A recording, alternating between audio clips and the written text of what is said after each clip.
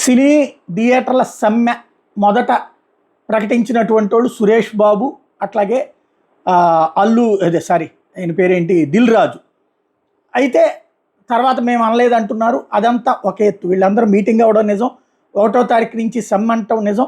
ఆ తర్వాత జరిగిన పరిణామాలు అందరూ చూస్తున్నారు. పవన్ కళ్యాణ్ ఆగ్రహం వ్యక్తం చేశాక దాంతో నిన్ననే మనం నట్టి కుమార్ గారి ఇంటర్వ్యూలో కూడా చూసాం. ఆయన ఆరోపణ చేసినటువంటిది ఆ నలుగురు ఉన్నారు. అల్లు అరవింద్ తెర వెనక నుండి నడిపిస్తుంటారు, ముందు కనబడేటటువంటిది నారంగును, దిల్ రాజు, సురేష్ బాబు అన్నటువంటిది. అయితే ఇప్పుడు తాజాగా అల్లు అరవింద్ తెర ముందుకు వచ్చారు. తన మీదన ఆ నలుగురు అనే పదాన్ని నెగిటివ్గా రాస్తున్నారని, ఆ నలుగురికి నాకు ఎట్లాంటి సంబంధం లేదని ప్రకటించారు. ఆ నలుగురిలో నేను లేనంటున్నారు.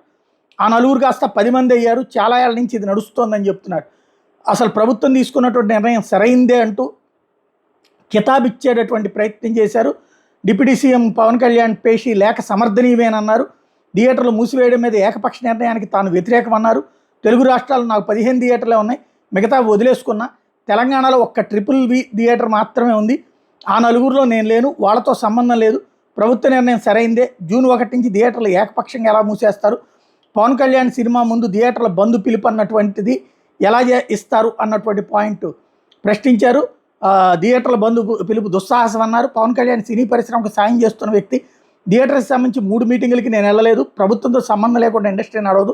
సమస్యలు ఉంటే నిర్మాత, డిస్ట్రిబ్యూటర్, ఎగ్జిబిటర్ల మధ్య మాట్లాడుకోవాలి అంటూ చేయడం ద్వారా తను ఈ వివాదం నుంచి బయటపడేటటువంటి ప్రయత్నం చేస్తున్నారు.